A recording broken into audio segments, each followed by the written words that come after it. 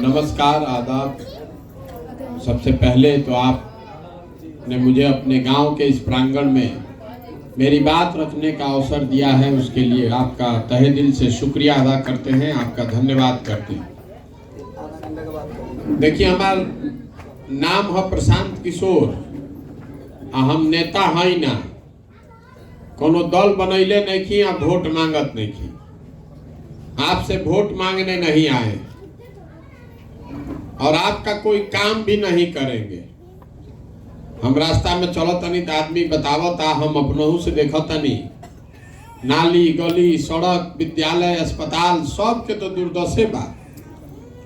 रास्ता चलत आदमी धो लेता, गरीब आदमी, ए भैया कैसो हमरा तनी अनाज दिवा दी, राशन कार्ड में नाम जोड़वा दी, ए भैया तनी हमार घर नहीं खे बनत, घर कैसो इंदिरा आवास दिवा दी, लड़का पढ़ लिख के बेरोजगार बैठल बा, कहीं नौकरी लगवा देती। देखी हमनी के दुर्दशा। जब देश आजाद भइल तो गांधी जी, बाबा साहब अम्बेडकर, देश के बनाने वाले लोगों ने आपको ये अधिकार दिया कि जेकरा के रउआ बटन दबाई वही आदमी यहाँ का राजा बनेगा। आप में उतनी ताकत दी है देश ने, राजा बनाने का ताकत, लेकिन हमने के बुरबकाही में पड़ के भिखार बन के घूमतानी जाए। रवा भिखार काहे बन के घूमतानी? काहे से कि जहिया राजा बनावे के टाइम आवता, ओ दिन रवा अपन बुद्धि ताखा पर रख देतानी। हम पदयात्रा काहे करतानी? संकल्प ले ले बानी कि पूरा बिहार में गांव शहर कस्बा देहात पैदले चल के जाए। पूरा बिहार घूमे में 5000 किलोमीटर से ज्यादा चले पड़ी, 1.5 बरिस लागी। सुबह से लेके शाम तक 20-25 किलोमीटर रोज चलतानी, गाँवे गाँवे बैठ के लोग से मिलतानी, सबके समझावे के प्रयास करतानी कि पहले जड़ के पकड़ी। रवा कहतानी कि एजा अस्पताल नहीं खे, कोई कहता कि खेत में पानी नहीं खे, कोई कहता कि शिक्षा नहीं खे, भ्रष्टाचार बा, ये तो सब पेड़ के टहनी बा। जड़ में बात का बा कि जेकरा के हम अरवा चुन के ले आवता नहीं जा, वो आदमी ही जब गलत बात तो कैसे सुधरी? तो बिहार में देखिए हमनी के काहे हमनी के दुर्गति बा। 5 बरिस रवा बिहार में जहां बैठ जाए, ओइजा आदमी यह बतियाई कि एजा कितना भ्रष्टाचार बा, एजा पढ़ाई नहीं खे, लइकन के रोजगार नहीं खे, अस्पताल नहीं खे, बहुत ज्यादा गरीबी बा। रवा सब जानतानी, रवा रोज बतियावतो बानी। एमे कौन नया बात बा हम बता दे, रवा तो सब पहले ही से पता बा। रवा रोज बतियावतो बानी। बिहार में रवा जहां चल जाए, घर में, दलान में, चौक चौराहा पर, चाय के दुकान पर, सैलून में, जहां 5 आदमी बैठी होनी है बतियाई का खराब बा। लेकिन जहिया वोट होई ओ दिन सब बात भुला जाए। वोट के दिन बिहार में आदमी के 4 गो बात याद बा। पहला बात, हमार जात का बा, आ के हमरा जात के खड़ा बा पता करब के लिंके के सब आदमी एकवट के वोट दिहल जाए। जिन जात से बच गइलन ओकरा के धर्म के नाम पर हिंदू मुसलमान भारत पाकिस्तान पुलवामा चाइना करके वोट उनका से लिया था। तो काल तक रवा संकल्प ले ले रही, अब की हाली है गलती ना करो। तले चुनाव के 2 दिन पहले हल्ला भई, अरे भाई सब हिंदू एक हो जा, मुसलमान ना जीते के चाही, पाकिस्तान के सबक सिखावे के बाद हल्ला भई। तरवा भुला गई कि रोड नहीं खे, नेता भी आई रहन कि ना, आदमी कहता ऊपर देखो, ऊपर अजुराइल बड़ा है सड़क में, मोदी जी के देखो, पाकिस्तान के देखो, जल्दी चलो वोट दो। तरवा वोट दे देनी फिर भाजपा के। जे दोनों से बच जाता, जे दोनों से बच जाता तो कहता कि भैया जाए दे, हमनी के कतनो कष्ट बानो, सड़क नहीं खे, नाली नहीं खे, गली नहीं खे, पढ़े के व्यवस्था नहीं खे, लेकिन हो लालू जी के जो अपराध वाला राज रहे वो ना चाही रे भाई। बड़ा अपराध रहे, घर में आदमी घुस के मार देते रहे, अपहरण होत रहे रवा नहीं न जानो सरे से आदमी भागत रहन 4 बजे। तो लालू जी का राज वापस नहीं आ जाए इस डर से आदमी जाकर भाजपा को दे रहा है वोट। और चौथा हमनी के मुसलमान भाई लोग बा ये लोग कहते कि भैया जियल जाओ चाहे मरल जाओ, भाजपा के वोट ना दे सकी जा।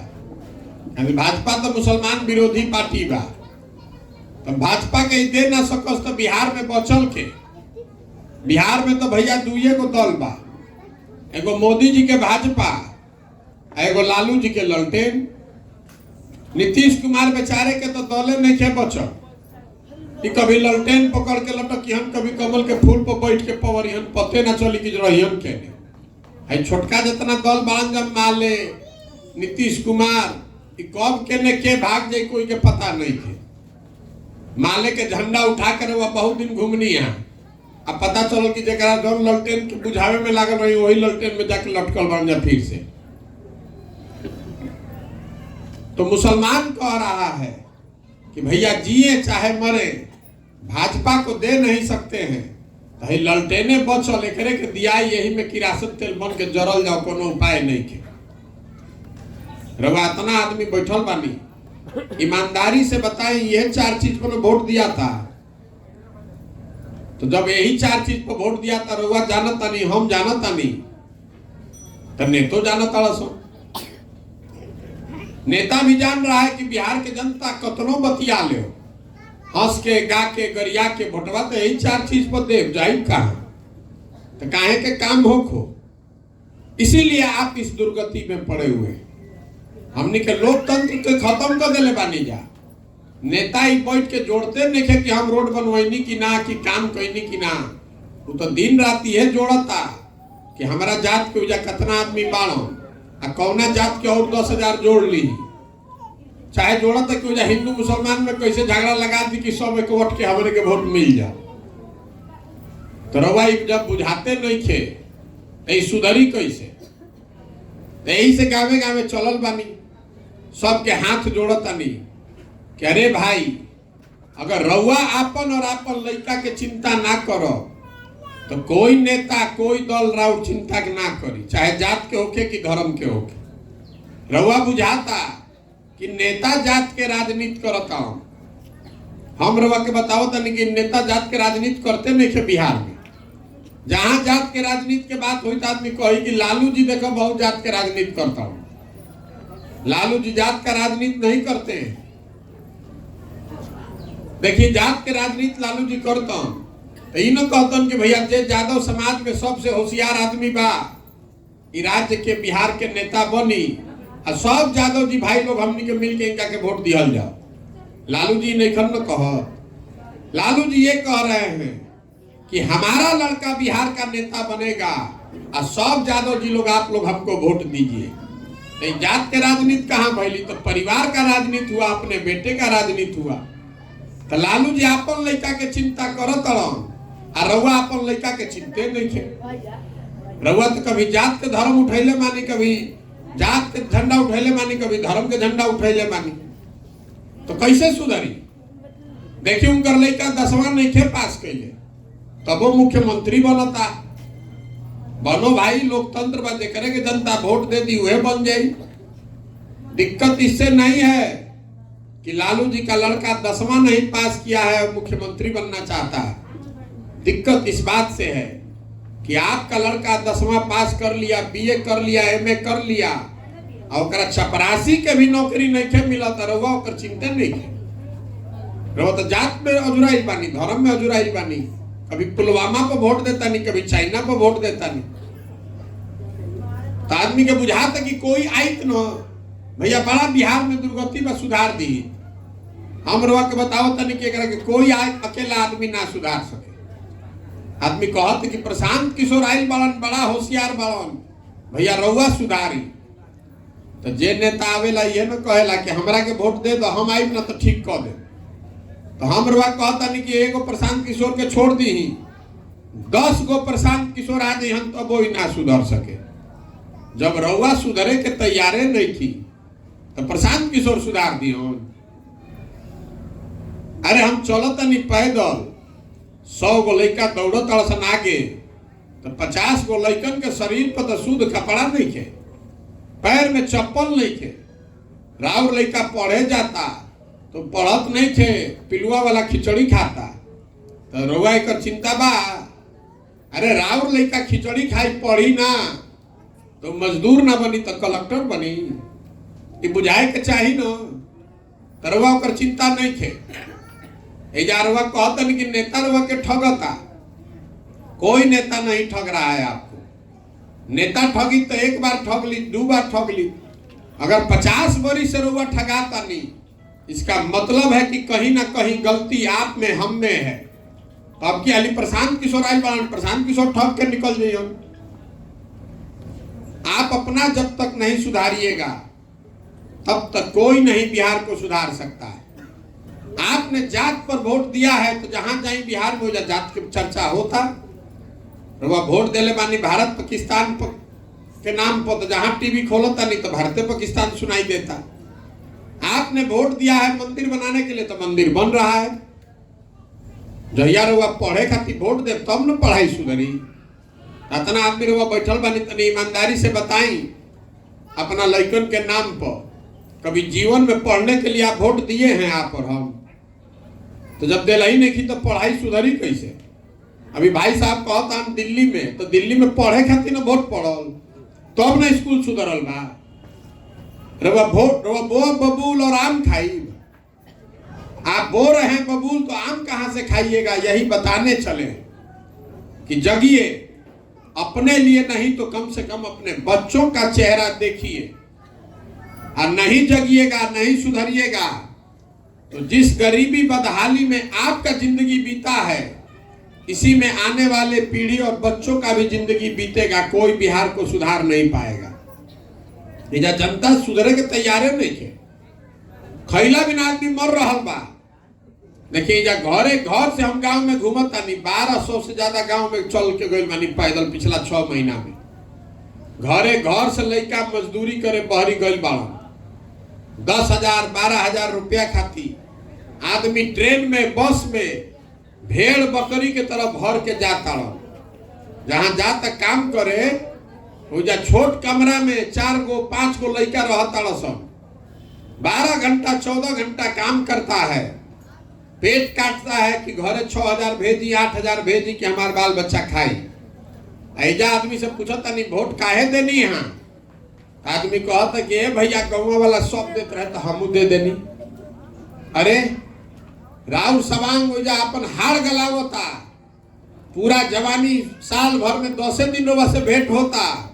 जैया राजा बनावे के, जैया मुखिया बनावे के, जैया वोट के दिन आवता दिन ऐसा ही रोवा वोट दे देता नहीं। और ऐसा ही रोवा वोट दे तो रउआ ना भोगब तो हम भोगब। गलत आदमी का चुनाव कीजिएगा तो आपको कोई नहीं सुधार सकता है, कतनो हल्ला रउआ मचावत रहे। 5 बरिस संविधान में नियम बनल बा, 5 बरिस। अरे जिस पर भी आपका भरोसा है उसको 5 बरस में वोट दीजिएगा। 32 बरिस से जैसे रोटी पलटल जाला वैसे ही लालू नीतीश लालू नीतीश लालू नीतीश, एक से आगे रउआ लौकते नहीं थे तो काहे बाप बाप करता नहीं तो भोगी। अरे 5 बरिस के नियम जो बनैले बा सोच समझ के न बनैले बा कि भैया 5 बरिस भरोसा कर वोट दो, और ना कैलस ठगलस तो के मार के झाड़ू से भगावो, दूसरा आदमी के चुन के लावो। वो ना करिए तो उनको के भगाई। रउआ तो जात के आधार पर, धर्म के आधार पर, विचारधारा राष्ट्रवाद के नाम पर बंधुआ मजदूर बन के आप वोट कर रहे हैं तो कैसे सुधरेगा? नहीं सुधर सकता है। यही बताने चले, आदमी बता रहा बा अच्छा भैया इतना बात तो बुझाता, लेकिन हमनी के विकल्पे का बा? विकल्प नहीं के रवा दल बनाई रवा संगे खड़ा होकर जाए तो हम दल काहे नहीं बनावत? दल इसलिए नहीं बना रहे हैं कि हमारे दल बनाने से विकल्प नहीं होगा। हम एगो दल बना ले तो उसे का हो जाए? समस्या राउर बा, विकल्प रहुआ चाहिए तो दल हम काहे के बनाई भाई? बिहार में दल कैसे बनेला? कल देखनिए काले एगो फिर दल बन गई, जे बनल दल, जे बनैलस दल वह हो गई दल के नेता। आइयो कह दिलस कि हमारा बात हो हमार बेटा, आ जीवन भर तू लोग झंडा लेके हमार ढो जा। वो दल विकल्प नहीं है, वो तो राजतंत्र है, वो तो परिवार का शासन है। अगर विकल्प रुआ बनावे के बाद तो जौन रास्ता महात्मा गांधी देखलन, गांधी जी देश के आजाद कैसे करैलन? गांधी जी वोट मांग के ना आजाद करैलन देश के, गांधी जी ने समाज को जगाया। गांधी जी आगे आगे चले, पीछे से पूरा समाज चला, तब न देश आजाद हुआ। तो ये पूरा जो प्रयास कर रहल बानी कि गांव शहर कस्बा देहात सब जगह घूम के वो हर आदमी को ढूंढ कर निकाले जो ये नई व्यवस्था बनाना चाहता है, अपने लिए नहीं तो कम से कम अपने बच्चों के लिए बनाना चाहता है। और सभे तैयार हो ही, पदयात्रा खत्म हो, सबके मन हो कि दल बने के बाद तो बनी दल। लेकिन अगर दल बना तो दल का नेता प्रशांत किशोर ना भइल, वो दल प्रशांत किशोर के बाबूजी के पार्टी ना भइल, वो दल किसी व्यक्ति का नहीं, परिवार का नहीं, किसी जाति का नहीं। वो दल होना चाहिए बिहार के उन सारे लोगों का जो इसको मिलकर बनाएंगे और आगे मिलकर चलाएंगे। यही व्यवस्था बनाने निकले हैं। जे करे के रहुआ सब मिलकर चुनो कि भैया ये आदमी ठीक बार, वही आदमी जन सुराज का उम्मीदवार है, उसी के पीछे जन सुराज का पूरा ताकत शक्ति पैसा बुद्धि सब लगेगा और आपके समर्थन और सहयोग से उसको जिता कर लाया जाएगा। तबे न बनी जनता के सरकार। एक नाम का बा जन सुराज। सुराज मतलब सुंदर राज। केकर सुंदर राज? रुआ तो सब दल के वोट दे के देख लेनी, कांग्रेस के देनी, लालू के देनी, नीतीश, मोदी, सीपीआई, एमएल सब के दे के देख लेनी। एक बार अपने बच्चों के लिए वोट देकर देखिए, तब सुधरेगा। अपनी सरकार बनाइए। यही से चलल बा। जे हमरा के जाना तो ओकरा मालूम बा कि हमरा और कुछ आवे चाहे ना, चुनाव लड़ावे आवेला। बड़ा बड़ा दल और नेता जरा के बुझाता कि इतना बड़ा बड़ा दल बा, ओकर जब चुनाव के गाड़ी फंसेला तो हमरा भेजुनावेला पूछे। तो अब की हाली संकल्प ले ले बानी कि कोनो दल के ना, नेता के ना, बिहार के जनते के काम करे के बा।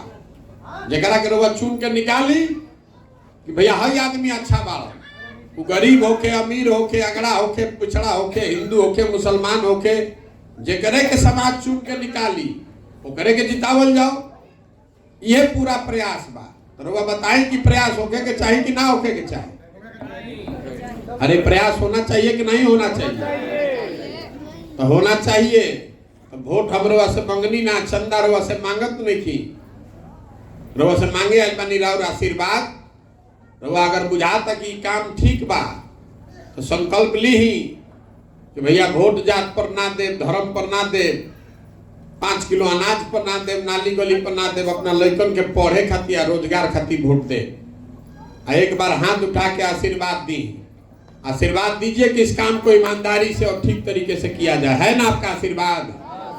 ओके ना? प्रयास ठीक बात। अब एगो नारा लगा के खत्म कर जाई। मैं बोलूंगा जय बिहार, आपको बोलना है जय जय बिहार, जय बिहार, जय बिहार। आई झंडा बा गांधी जी के, अगर ठीक लागे तो ले जाई, लेकिन ले जाके लइकन के खेले खातिर मत दे।